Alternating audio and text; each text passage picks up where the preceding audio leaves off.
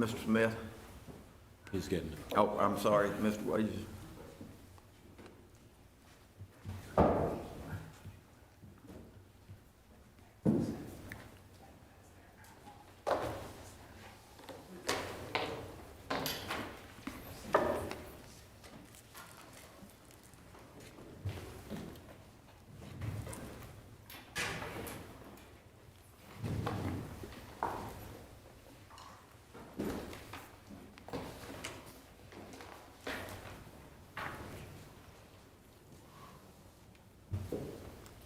You may call the next case, please, Miss Angie. Murali, Ponnapula versus Immanuel, Wright.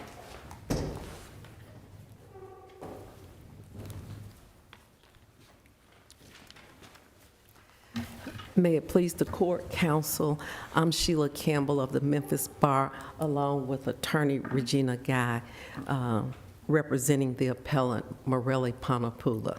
All right. Would you like to reserve some rebuttal time? Yes, 3 minutes, Your Honor. 3 minutes, all Yes, Your right. Honor. You may proceed. Okay. On behalf of the appellant, Mr. Ponnapula, who was an insured of Tennessee Farmers Insurance, he made a claim under his uninsured motorist provision of his policy because he was struck by an individual that was uninsured. And he negotiated with the adjuster for Tennessee Farmers, and on May 1st of 2017, she made him an offer of $34,000 to settle his claim. In July, he asked that the claim be closed because he believed that he was going to get his another insurance company to pay his bills. However, in August, on around August. What's the legal effect of him asking that the claim be closed?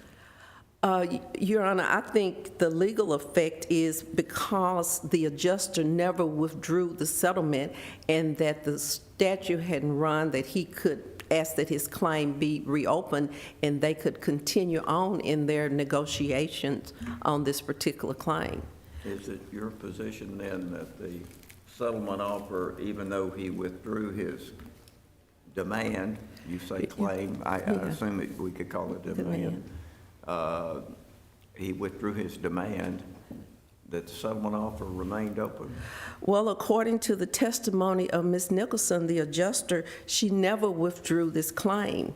And so that if the offer to settle was never withdrawn, you only had 2 people that were involved in the negotiations, and you have to look at the intent of the individuals that were negotiating with each other. And reading her deposition, she didn't say, I withdrew the claim, but she did say he rejected the offer, and that because he rejected the offer was off the table, is what she said. So she didn't have to, quote, withdraw the claim. It was off the table because he rejected it. Isn't that true? Well, in her deposition, she said she never withdrew this offer to settle for $34,000. She never communicated with him, and she said that it is their policy and procedure that that they communicate the withdrawal of any offers that have been made. So he reopened his claim, and he continued on with the previous claim that he had under his underinsured motorist. But factually here, he rejected the offer. He made a counteroffer, which was not accepted. So what she said, if you read the substance of her deposition testimony, she didn't have to call him or tell him that the offer was withdrawn. He rejected the offer, so it's off the table, I think is the language she used. Your Honor, he never made a counteroffer. What he did say was he believed that she should have included pain and suffering. She made it. Why isn't that a counteroffer? Why doesn't that qualify as a counteroffer? Well, because he was saying that he was exasperated. That's something that under the law, under personal injury, that would be an element of damages, that you're entitled to your medical bills, your lost wages, your pain and suffering if you sustained an injury. But if the insurer offers to settle at $34,000 and he says, I think it should include pain and suffering, you should add pain and suffering, so you should raise the amount, how is that not a counteroffer? I'm struggling to understand that. Why doesn't it qualify as a counteroffer? He never gave her a different numeric figure other than he felt that should have been included. But in her deposition, she made it plain that she did not include pain and suffering. She only included the medical bills and the lost wages. So he was correct in his observation that she did not include pain and suffering, and she admitted in the deposition that she did not include pain and suffering, which should have been an element or under the law that should have been considered. And so I think he made a wise observation by saying, hey, when you add up my medical bills and my lost wages, pain and suffering, there is no money in there for pain and suffering. But isn't that requesting more money? He didn't request more money at that time. He was just saying that was Well, not in there, and he didn't accept her settlement. We're playing word games here, so he didn't give her a dollar figure No. that was increased, but he was saying that there are damages that you're not accounting for in your offer, was he not? Yes, he did say that, and she admitted that. Not necessarily saying, I want more money. Well, he thought that under the law, he should have been entitled to. I understand, and I'm not More faulting money. him. I'm just saying, isn't that saying, you're not giving me enough money, I need more money to settle this claim? Well, he never made a specific counteroffer. He did indicate that the pain and suffering, which was obvious based upon his lost, if you add his lost wages and his medical bills, that wasn't included. And So you would concede that he said he wanted more. He just didn't say a specific amount, but he said he wanted more. well, I think that he knew that he would be entitled if she would have considered all of the specific elements that the law would have entitled him to receive, but that she admitted that she did not consider that. And when he came back and reopened his claim, she never indicated to him that she had withdrawn that offer. In fact, she said she had not withdrawn the offer. The only reason she went to her supervisor and made a false statement that he refused to sign a medical authorization, that was the precipitating factor that led to the examination under oath. She further admitted that usually that she gives claimant at least 2 weeks to return their medical authorization, which Mr. Ponnapula returned his medical authorization within the 2-week period of time. So it was her assumption that he was not going to cooperate.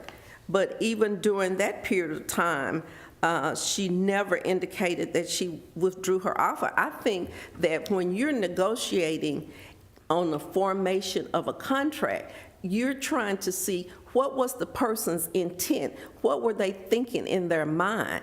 She said she was thinking in her mind that the offer had not been withdrawn, and she had been an adjuster for many, many years, so she knew what withdrawing of an offer meant in terms of the formation of a contract. And she said that she further knew that based upon her training and experience with farmers insurance, that if their insured accepted the offer, then at that point, she was not able to reject the offer. But the failure to cooperate, which was a subterfuge because it was based on assumption, that was not true. It had no basis in fact, her saying that he wouldn't cooperate, because back in March of 2017, before she made the offer on May the 1st of 2017, she said that she had all of his medical records, all of his medical bills, all of his lost wages, so there was no information that she needed to receive from him. And even after he sent back the medical authorization, which she said that she had to get to a third-party evaluator, she just put it in the file. She never did anything with it. So does the medical authorization make any difference in terms of the insurer's right under the agreement, under the insurance policy here, to require your client to sit for an interview under oath? And is it a gateway issue in terms of if he does the medical authorization correctly, then they can't make him sit down for this interview?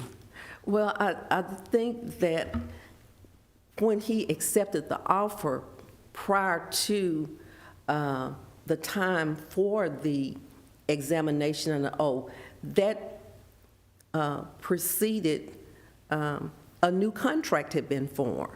So that the contract, the policy language of the policy was not the implementing force at that time.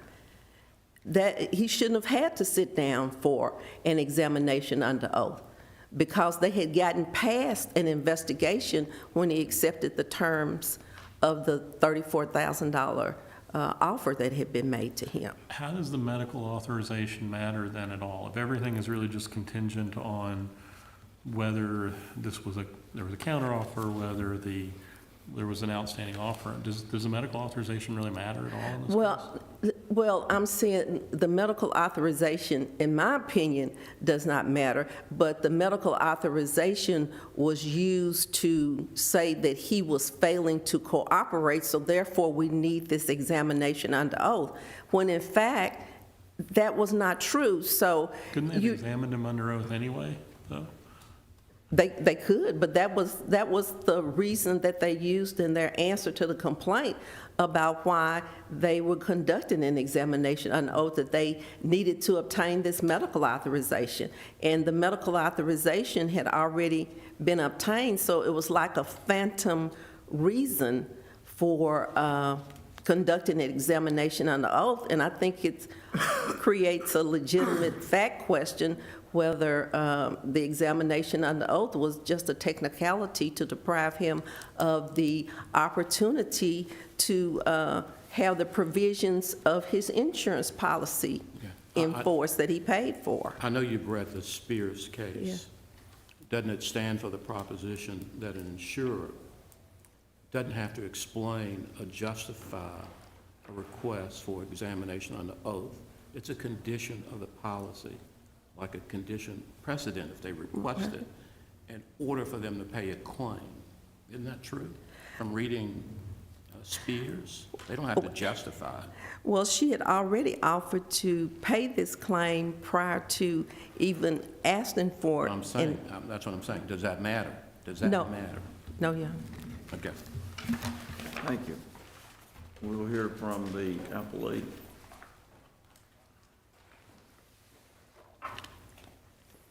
Good afternoon. May it please the court. My name is Ashley Kiss. I'm with the Owens Law Firm in Memphis. I'm here on behalf of the Applee Tennessee Farmers Mutual Insurance Company. I'd like to address Your Honor's question that asked, what is the legal effect of closing the claim by appellant? And argue that is twofold. First, it was a rejection of the $34,000 settlement offer that Tammy Nichols had made on May 1st, 2017. Is it a rejection even if he'd never asked it for additional money? Let's say he didn't say anything. He didn't accept or reject when it was offered, and then he closed his claim. Does the closing the claim at that time constitute by itself a rejection of the offer? We argue it is, yes, Your Honor, because at that point, his explicit words was, I am no longer interested in pursuing this claim. please close my claim.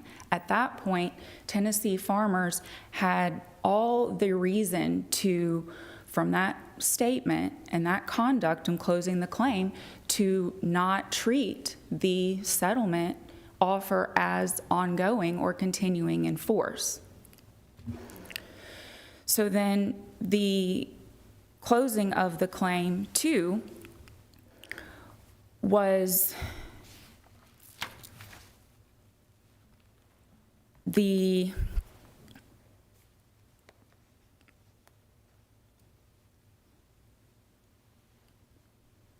excuse, I guess, that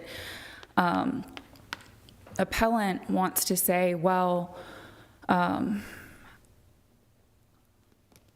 had an excuse for not submitting to the EUO when Tennessee Farmers twice requested it. And that excuse must be reasonable or justified. And we say that under the circumstances of this case, his reason for not submitting to the EUO twice requested and providing the certain documents such as the tax returns when requested was not justifiable when you consider that the settlement offer had been rejected and that fact had been communicated to appellant, that there is no settlement offer on the table anymore. And in spite of that, he continued to pursue his claim against Tennessee Farmers. He filed suit against Tennessee Farmers. And You're talking about two different things, really. I mean, the first analysis is the continuation of the offer. The second analysis, which I guess could be related, but dependent upon the analysis of the rejection of the offer and its continued viability, is whether or not the contract provisions are complied with as far as making a complaint, or making a claim, rather, excuse me. yes, Your Honor. So, I mean, we seem to be conflating them or intermingling them, and I don't know that makes a lot of sense, just to be honest.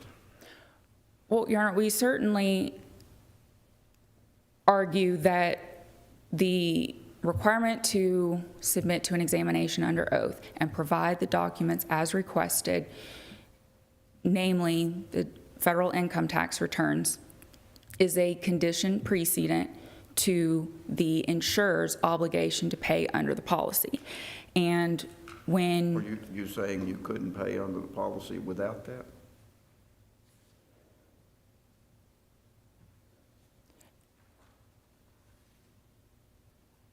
Not that we couldn't, but that when the request is made by Tennessee Farmers, because it has the right under the policy to ask for an examination under oath and get the requested documents, that is something that has to be complied with by the insured before that creates an obligation for the insurer to pay, once the request has been made.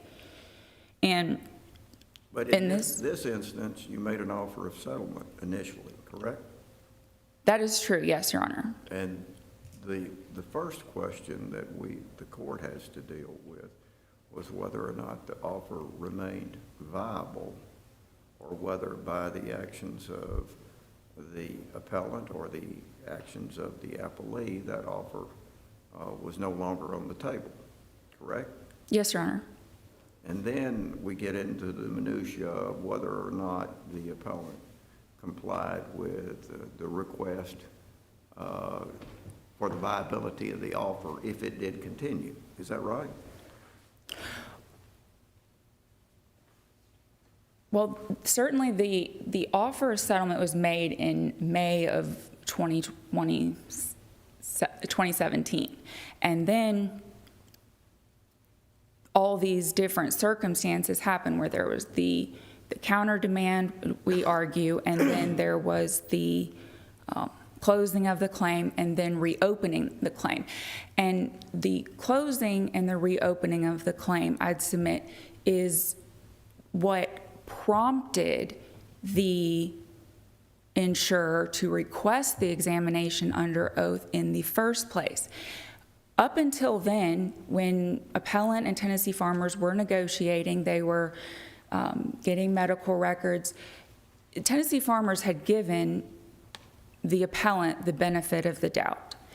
And then, and made the settlement offer based on all the information that they had available to it at that time.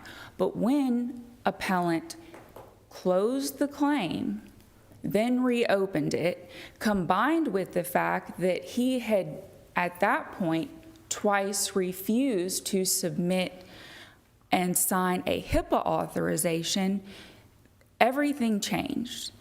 Appellant no longer got the benefit of the doubt. Tennessee Farmers is saying, you know what, there's something going on here that we need to investigate further. Why is it that he's twice refused to submit this HIPAA authorization? Why did he close the claim, say he's no longer pursuing it, but now he wants to open it again? That is what prompted the insurance company to say, okay, we want to do an examination under oath. And at that point, the question becomes, when Mr. Ponnapula failed to submit to the examination under oath, when twice requested by Tennessee Farmers, he failed to provide certain documents when requested, namely his federal income tax returns, especially because he was then pursuing a lost wages claim. His failure to submit to the examination under oath and comply with those condition precedents, the question becomes whether that failure was a willful and material breach so as to relieve the insurance company of its obligation to pay. And we say yes, based on the authority of Spears. Spears says, look, we're not saying that in every situation the insured's failure to comply with an EUO requirement will relieve the insurer of its obligation to pay, but let's look at whether the failure was willful, material, whether there was substantial compliance. And here we say there was no substantial compliance. The facts are undisputed that appellant did not appear for his examination under oath. It was scheduled 2 times. Do you have to show prejudice? That somehow the insurer was prejudiced because you failed to appear? You know, there are a couple of cases talk about, at least with notice and some other things, you have to show that you were prejudiced. It's not that he didn't appear, that the fact that he didn't appear, that somehow the insurer was prejudiced. What do you say about that? No, not in this situation, Your Honor, where we're dealing with the breach of a EUO provision.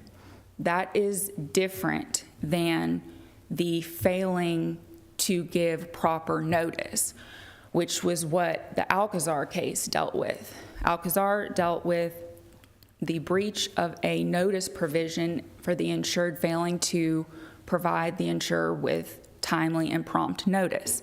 And the court there said, you know what?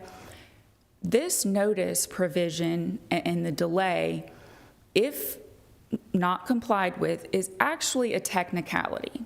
And for public policy reasons, we're not going to allow the insurer to catch a windfall and get out of its obligation to pay simply because the failing to provide timely notice is a technicality. What about Talley, the Sixth Circuit case, where the Sixth Circuit says that prejudice should be applied even to the examination under oath, just like it was applied to notice under Alcazar?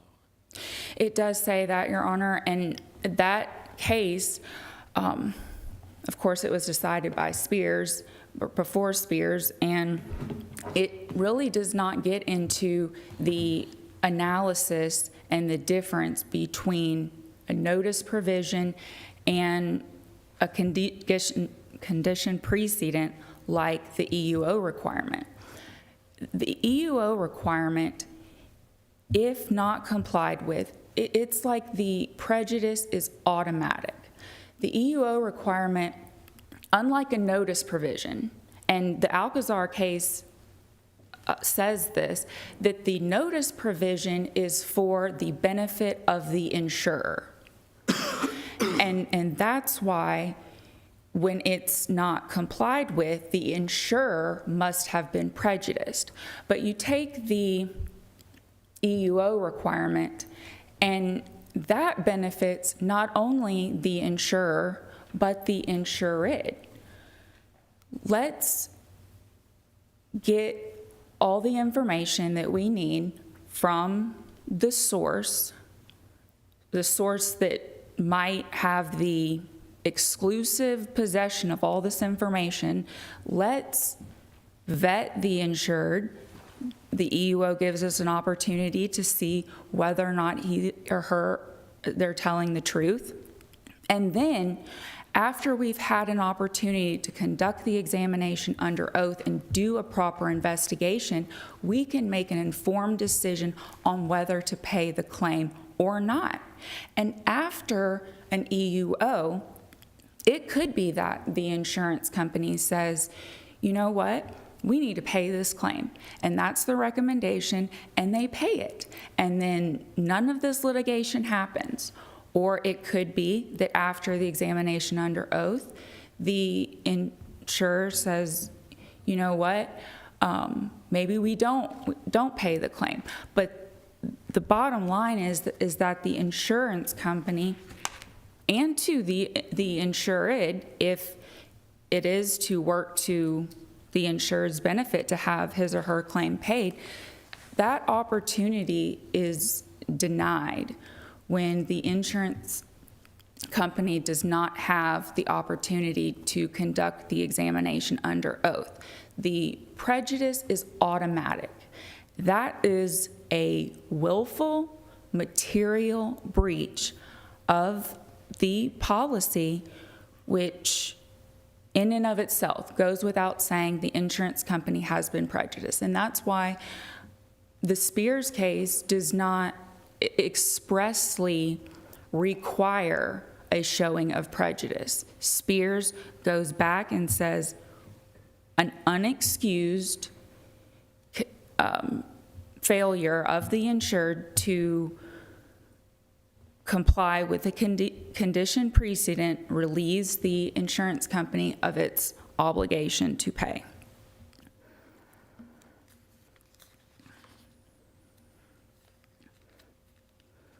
So we go back to Spears, which the trial court did rely on in this case, and said, consistent with Spears, we find the appellant, Mr. Ponnapula's failure to comply with the condition precedent of submitting to an examination under oath is a willful material breach that relieves Tennessee farmers of its obligation to pay. That's a complete bar to his recovery thereunder. And so we'd ask that for these reasons, the appellant's unexcused failures constitute a willful and material breach. And we'd ask you to affirm the trial court's grant of summary judgment. Let me ask you, when do you say the offer was withdrawn? When was the offer in this case withdrawn? An offer was not withdrawn expressly until it was conveyed after the EUO had been requested. Mr. Owen said the offer is no longer on the table. But I think under Tennessee law, an offer does not have to be explicitly withdrawn for it to, in effect, be withdrawn.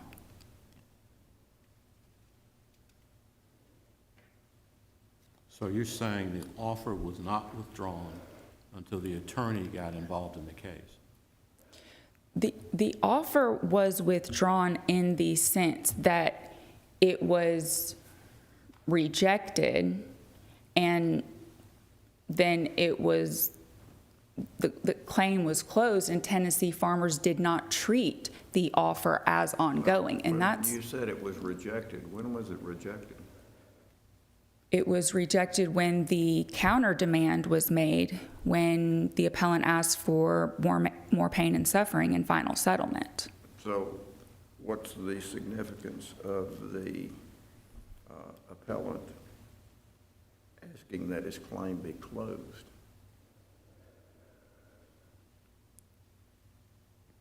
Well, that was also a rejection.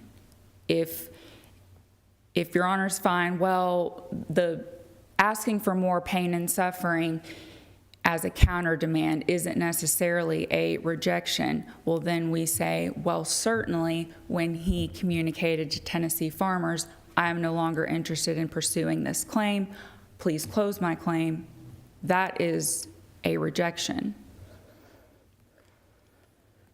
Chronologically, was the statement by Mr. Ponnapula to accept the offer, was that made before the request for an examination under oath?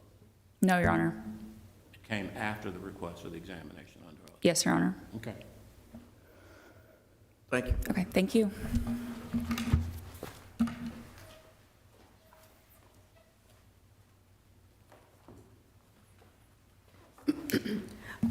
May it please the court. The respondents cited to a case, Allen versus National Advertising Company, and in that case it says, where no time is fixed in an offer, it expires at the end of a reasonable time unless the parties treat the offer as continuing in force. And it is our contention that farmers, through their agent and representative, treated this offer as continuing in force because Ms. Nicholson said that she had all of the information that she needed to make an offer. She didn't need any more medical records. She didn't need any more lost wages. She had all of that. That was the basis of her claim. So that when Mr. Ponnapula came in and opened his case and sent a letter on 9/6 that he accepted the offer, he only received a letter from the attorney on 9/18 that the offer was withdrawn. And in his mind, he had already accepted the offer that had never been withdrawn. Secondly, in terms of prejudice, Alcazar, in that case, they say there are 3 considerations which the court must consider to determine whether a condition precedent has prejudiced the insured by the insured not conceding and coming to an examination under oath. And an examination under oath has been held to be a precedent, a condition precedent. So the court says you have to look at the fact that you're dealing with an adhesive contract, which an insurance company's contract has been held to be an adhesive contract by Brandt versus Mutual Being Health Associates case. Secondly, you have to look at the fact of the public policy objective of compensating tort victims, which Mr. Ponnapula was a tort victim, and he had been injured, and obviously he was offered $34,000, so that added up to his medical bills and lost wages, so there was an injury. The inequity of the insurer receiving a windfall due to a technicality, and that is what they're trying to do here today, is receive a windfall as a result of a technicality when their own adjuster, whom they gave authority to negotiate these claims, says she never withdrew the offer. And to me, it is her intent in her mind on behalf of Farmers Insurance that the court should look to. Thank you. All right. Now, you realize that Spears was decided after Alcazar. Yes, sir. And in the Spears opinion, they don't make any mention of any showing of prejudice where the issue is whether or not somebody appears for examination under oath. Doesn't that suggest that they didn't mean to apply any prejudice for making a determination about the effect of not appearing for an examination under oath? Well, Your Honor, I still think that those three considerations, they said in adopting the modern approach to requiring a showing of prejudice when a condition proceeding had been violated. So that is the modern approach in Byrd versus Hall that we're looking to. They look back at Alazar, but they're saying that this is the modern approach that the court should consider. Okay. Thank you, Your Honor. Thank you, counsel. We will take this matter under advisement, review the record, and attempt to get you an opinion at the earliest possible time. Miss Angie will be in recess to the call of the docket in the morning. All rise.